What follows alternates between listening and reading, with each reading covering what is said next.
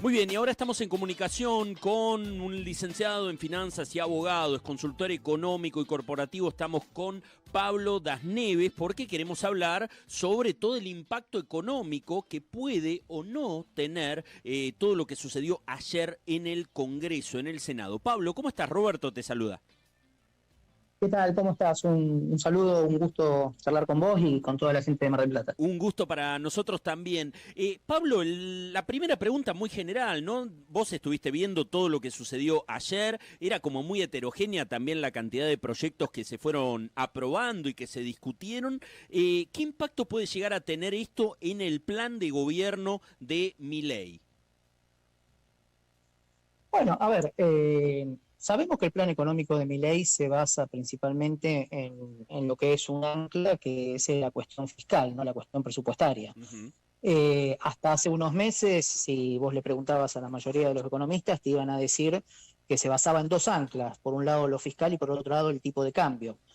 Ahora, en el último tiempo, se demostró como que el gobierno está dispuesto a ser un poco más flexible con el tema del tipo de cambio, pero que la cuestión fiscal, la cuestión presupuestaria, no se toca, ¿no? Uh-huh. Y de hecho creo que la confianza que el mercado puede tener hoy por hoy en las medidas del gobierno nacional se basa en mantener este fiscal. Este gobierno es, por un lado, positivo, porque demuestra, digamos, un tipo de gestión, pero por otro lado también le ata un poco las manos porque queda preso, digamos, de mantener permanentemente ese superávit fiscal. Claro. Lo que sucedió ayer en el Senado básicamente es, por un lado, lógicamente estable, ¿no? O sea, todos sabemos que la política no es un liceo de señoritas, sino que se discute poder. La oposición lo que hizo básicamente fue presentar, digamos, hacer un ejercicio, ¿no? Como se dice, de flexionar los músculos, de mostrar un poco la fuerza que tienen desde lo legislativo. Es la primera vez que los gobernadores actúan de manera coordinada, ¿no? Y demostraron que pueden presentar proyectos que afecten lo que es la principal ancla del gobierno, como decíamos, que es el tema fiscal. Esto también genera una cierta paradoja, porque por un lado estamos hablando de proyectos que a priori nadie podría estar en contra, o al menos resulta incómodo estar en contra, Uh-huh. ¿no? Porque decir que uno está en contra de aumentar las jubilaciones, para un político sobre todo, resulta como incómodo, ¿no? Entonces, Sí, mismo en la ley de discapacidad, digamos, ¿no? claro, por supuesto, son proyectos que obviamente generan cierta incomodidad para el que tiene que rechazarlos.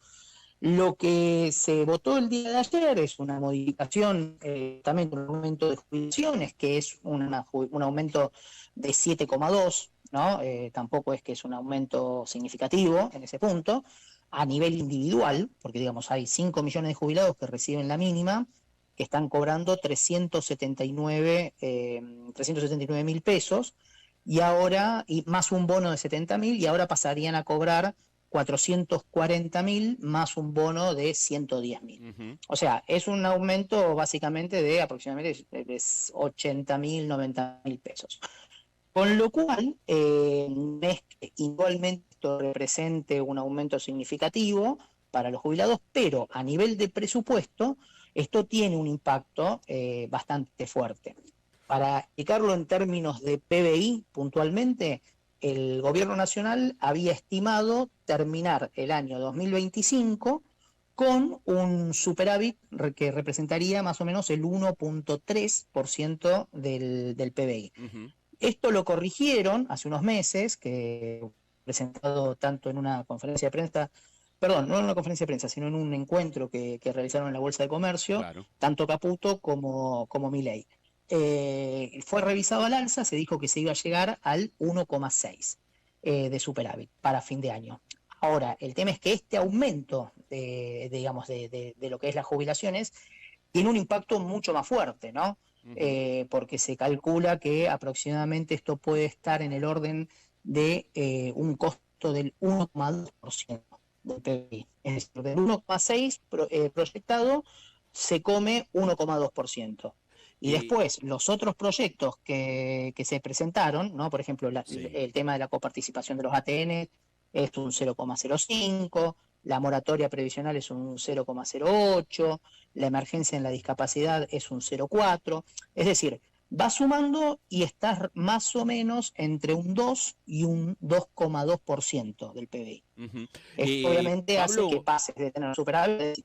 sí, te hago la siguiente pregunta, porque uno cuando lo escuchaba al presidente ahí en la Bolsa de Comercio, hace un panorama sobre los próximos meses que pareciera dar la sensación, o por lo menos esta es la interpretación subjetiva que yo tomé también, ¿no? Del discurso del presidente, que un poco está anticipándose a la turbulencia que puede llegar a generar en los mercados este tránsito hasta octubre, que él descarta tener un triunfo en octubre, y a partir de diciembre poder encauzar nuevamente todas las medidas con un poco más, ni siquiera va a tener mayoría, pero con un Congreso un poco más robusto por el lado de la libertad avanza. ¿Vos ves que en los próximos meses haya un impacto sobre los mercados, sobre todo lo que había dicho el JP Morgan hace muy poquito, ¿no? Con respecto a los bonos.